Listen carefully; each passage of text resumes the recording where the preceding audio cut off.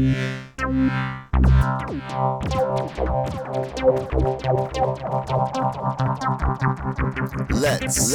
be heard.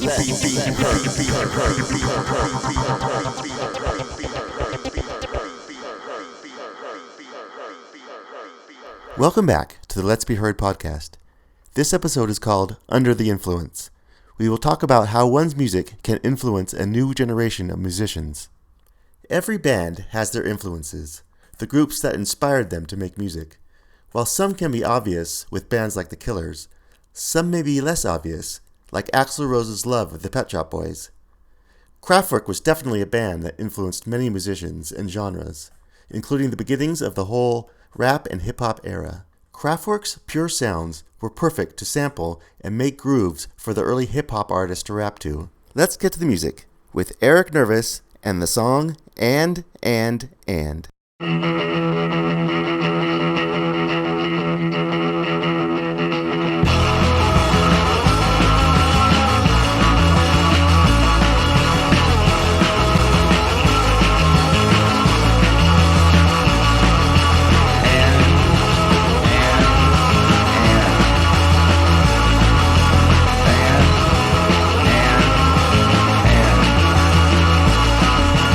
Sex and drugs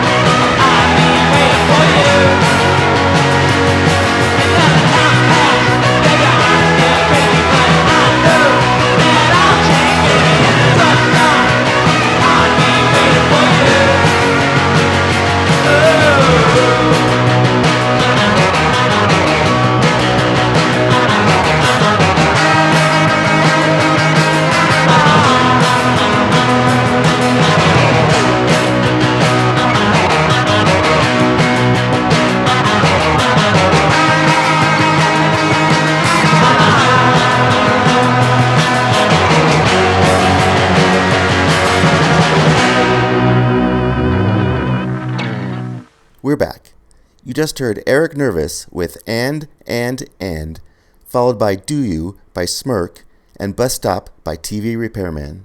Many post-punk bands such as Joy Division, The Buzzcocks, The Cure, Gary Newman, and the Pixies were big influences on early 90s bands such as Nine Inch Nails and Nirvana. My guests today are a new band with just such influences as well. My 3-part interview with Austin, Texas band members Adam and Lane from Swiss Banks is coming up after the next segment. But first, let's hear The Drin with their song Stonewalling.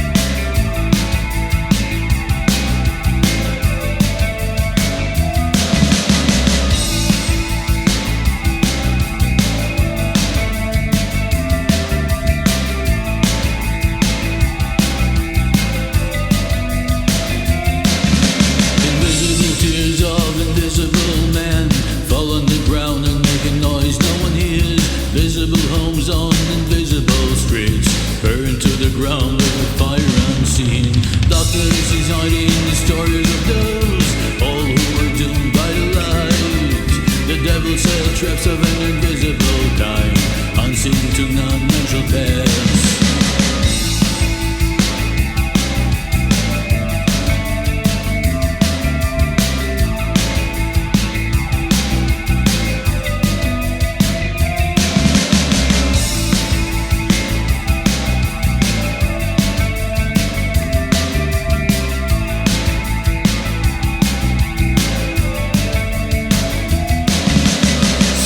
Screams of invisible men, miners the pain of those men.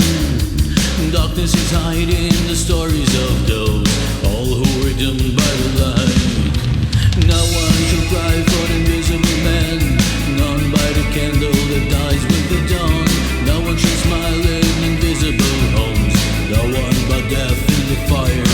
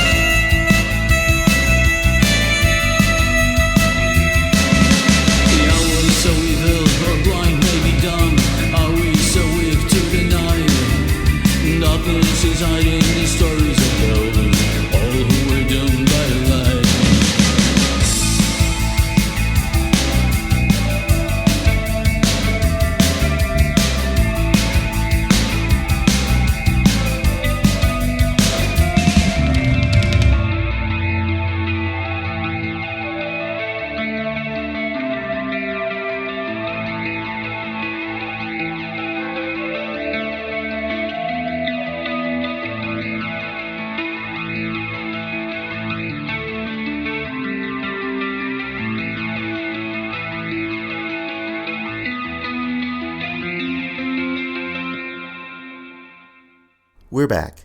You just heard Stonewalling by The Drin, followed by Stimuli by The Surfs, and lastly Invisible Men by Weary Smiles.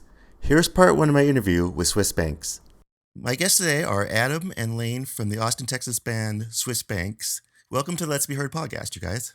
Hey, thanks for having us. I had read recently that you guys formed to reinterpret R.E.M's debut album Murmur. Is that true? That was one of our very early goals. was covering that album for sure. Yeah, it was. I would say it's we met through it. We had put out. I put out a Craigslist ad, wanting to, meet somebody that'd be interested in doing something like that. And I just thought it was kind of a great album to just kick around to, to explore, and also if somebody was willing to do that. Figured that'd be a good person that would, to partner with long term. What is it that drew you guys to that album, or what was it about that album that you really were drawn to? I mean, it's got a lot of everything if you listen to it. I mean, it's kind of crazy that it's their first album and just how ambitious the whole thing is. Like, I mean, there's like aggressive guitar songs. There's like almost like kind of semi ballads to it. I mean, but it really just, I don't know. It just kind of has a little something of everything in there. And I think we were each able to kind of find something that we wanted to do ourselves in it. And so to do that together, it's funny that you did a Craigslist ad, because you think about it back in the days of the 80s, it seems like everyone could make a band so easily. They just put an ad in the local music magazine or whatever, and then someone responded. Next thing you know, Erasure's fixed, or Depeche Mode is together, and The Cure are together. It's crazy how easy it was back then, it seemed. Right. Yeah. And now it seems not quite the same feel, though it's nice that we have the ability to record at home. Though you guys still go in the studio to record, though, right? Well, we do have a studio between my place and his place, and so we for this current batch of songs and this album that's about to be released, we started it all in my studio, but we did end up recording a lot of it in a studio out here in Lockhart. So the Beatles covered a lot of their favorite rock and roll influences when they were first starting. Did you guys begin playing songs of bands that influenced you? Other than REM, of course. Yeah, absolutely. I think we started off learning a bunch of stuff, a bunch of Smiths and Bowie.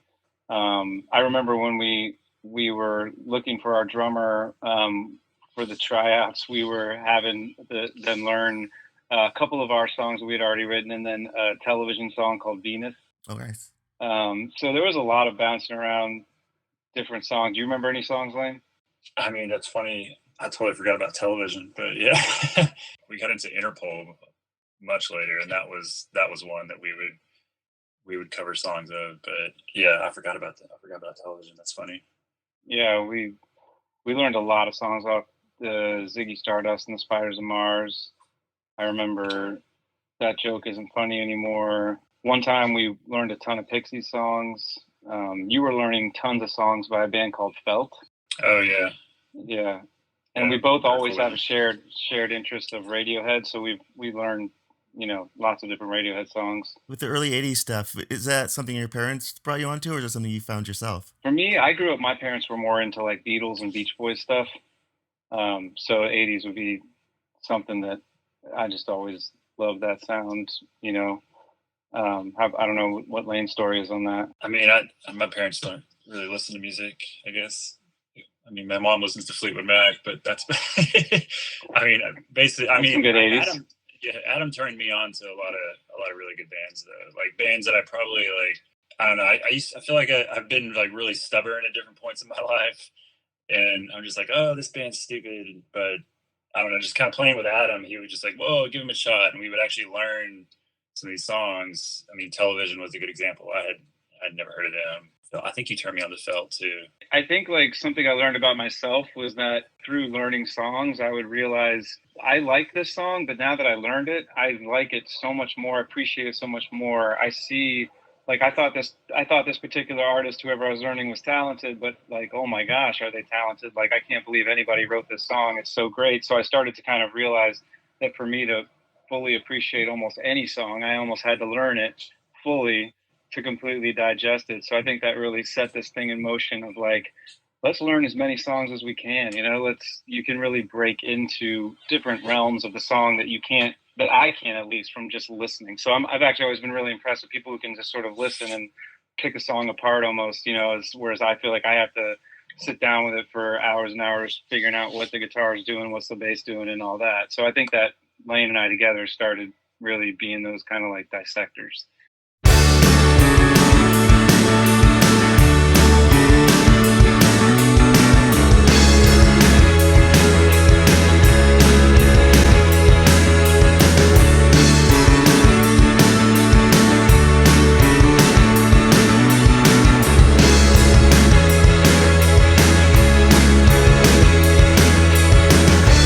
I just want to feel alive.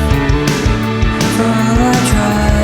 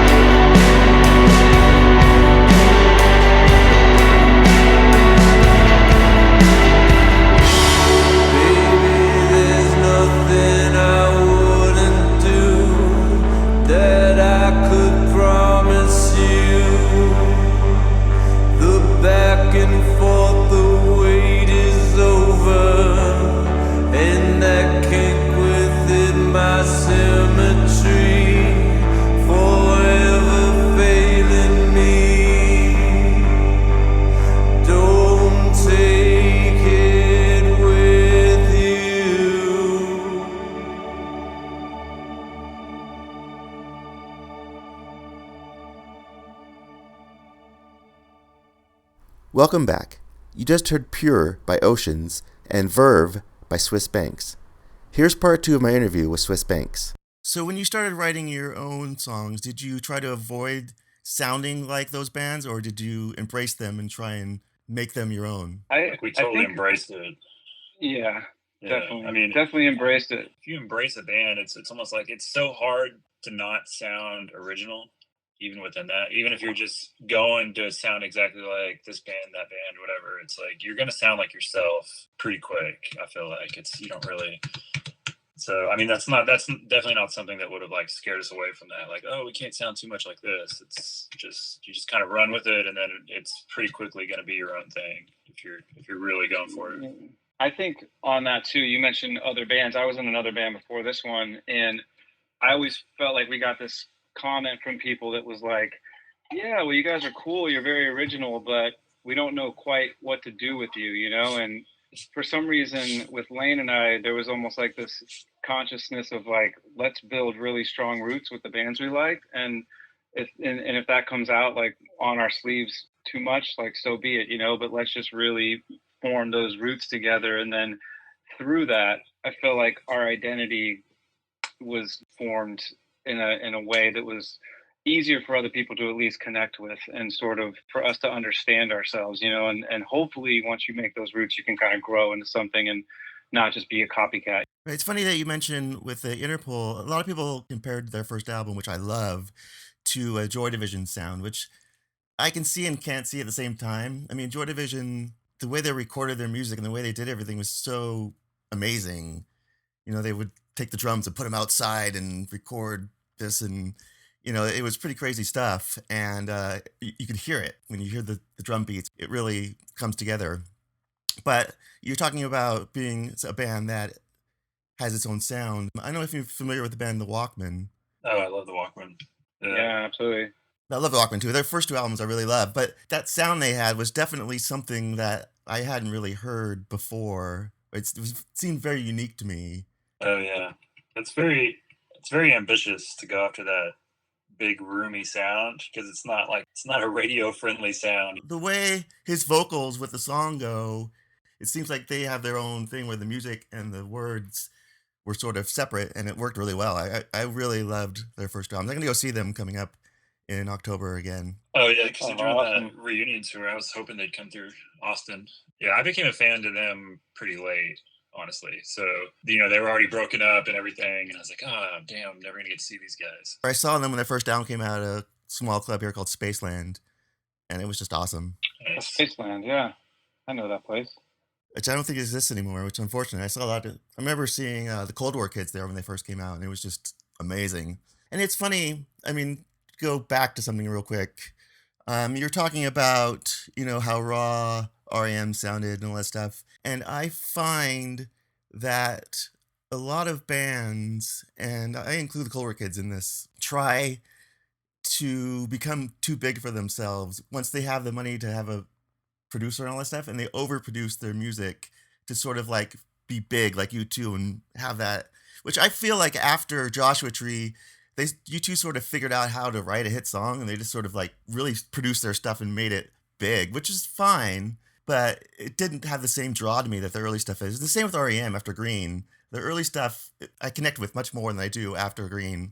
Yeah, and that's what I mean. That was what was so fascinating about, man, the Murmur album, was that I heard it after I heard all the big stuff, you know, and so to hear this, every song, it mostly feels like, you know, you got a guitar, a bass, a drums, and a singer. Like, it almost sounds like, did they just show up and just record this in one take? I mean, I'm sure they didn't, but it maybe they did, but it feels like it's just each member walks in the room with their idea of the song and their part, and it's so good because it's so minimal, but yet, you know, everything you would want to hear is there. So, you know, that was fascinating. I don't know about the overproducing thing, but when I hear, I do know what you mean. And when I hear, because when I go back and listen to Murmur, my first thing is like wanting to call Lane and be like, man, we got to do something like that, where it's like we really limit ourselves more. Because even with our music, sometimes I feel like, are we, you know, we're always asking ourselves, are we layering in too much? Are we doing too much? You know, and I mean, admiring those raw, stripped back bands, like you were talking about the Pixies, I always am coming back to that. And in some ways, it's probably the hardest thing to do, right? Is to make a record that's that just bare bones for you to see, you know? Yeah, Surfer Rosa. I mean, talk about a raw album. It's such a great album, and the Pixies, I think, are more popular now than they were back in the day. Though I did get to see them with Jane's Addiction at the Palladium. It was a great show. Oh, wow. Oh, damn.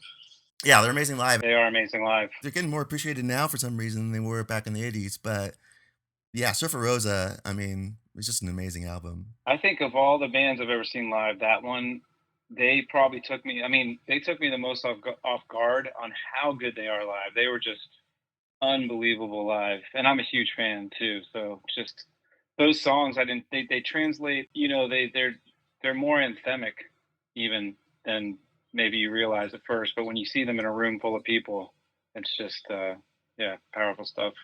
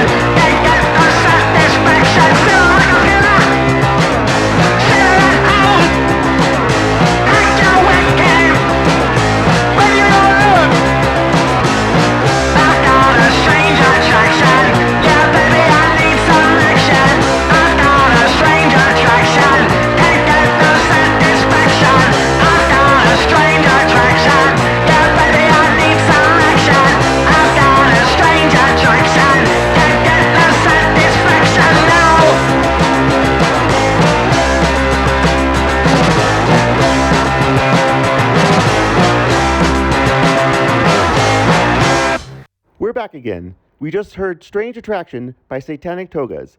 Here's part 3 of my interview with Swiss Banks. You've been compared to bands like the Smiths and stuff like that, but I'm assuming that doesn't bother you much, or you appreciate the idea that, though it may bother you in the fact that you want to have your own identity and you don't want to be compared. I mean, it's almost like to be, I think at least with this some of the songs, on this first go around, it's almost to be expected a little bit, but I wouldn't say it bothered us. I mean, and I'd say most people aren't. They're saying it as a way to sort of like find that entry point with us. Like, who does this band connect to? Who does this band remind? When you see a band, you can't help but ask those questions sometimes, right? Like, who are these guys like, or where are they coming from? You'd like to sort of blossom maybe into something that transcends that, I guess. But yeah, it doesn't bother me horribly. What about you, Lane? No, I mean, when I think of like what I like about the Smiths, for me, it's like real specific, and I just think about like the approach that they have to their songs, less like how it actually sounds and more just how, the music moves you and makes you feel. So for me, when I think of like our songs and what I want them to do, it's not, it's never like specifically like, oh, do this move exactly like they did, but just like, wouldn't it be great if we did something that made you feel the way this song does, like when you listen to their music. And I think we do a lot of stuff that doesn't sound like the Smiths. So, we first started putting out songs, sometimes we get like this goth comparison, for people who like goth music, and that's great, and I understand why that's there. But then when you hear the next song that comes out, you might not be thinking about goth. And then another song you're thinking about Morrissey, and then the next song you're thinking about somebody else or whatever. So I think there's like a spectrum that we're just sort of playing with and trying to continuously just see where we can take that and push that into places that interest us and keep exciting us to want to make music. So besides the Pixies, have you seen any of the other 80s bands that influenced you at all? Man, that question really hurt because it made me realize how little of those bands I'd seen. I know I've seen U2 a few times, and a lot of their early stuff was very influential on me early on. And then I've seen David Byrne, not with the Talking Heads, but I've seen David Byrne live, and that was fantastic. But a lot of these 80s bands I haven't really seen live. Have you seen any? I can't think of any of that. Yeah, some of my most favorite bands I've never gotten to see live. If you get to see The Cure, I highly, highly recommend seeing The Cure live. Yeah, I would love that. Because Robert Smith still loves what he does. and it comes across, I could see that being like with The Cure, at least, like, because I feel like with some of these bands, like almost like I wouldn't want to go see them live. Maybe I'd be disappointed, like, that it's not what their records are, or what, I don't know. Like, I don't know. Maybe I'd be disappointed. Like, just kind of keep the romanticism about it. But I could see The Cure honestly kind of owning it. You have to love what you're doing, like Robert Smith does. It's worth paying the money to go see these bands when they love it so much, and it comes across. It really makes a difference. I played your song "Make It Work" in the last podcast episode, and it stuck in my head, and I listened several days. It just in my head over and over again, which is great. I really love that song. I guess you said it already. You have an album. You are working on an album. Yeah, we actually have our debut album coming out on January 14th, so this is good timing. July 14th.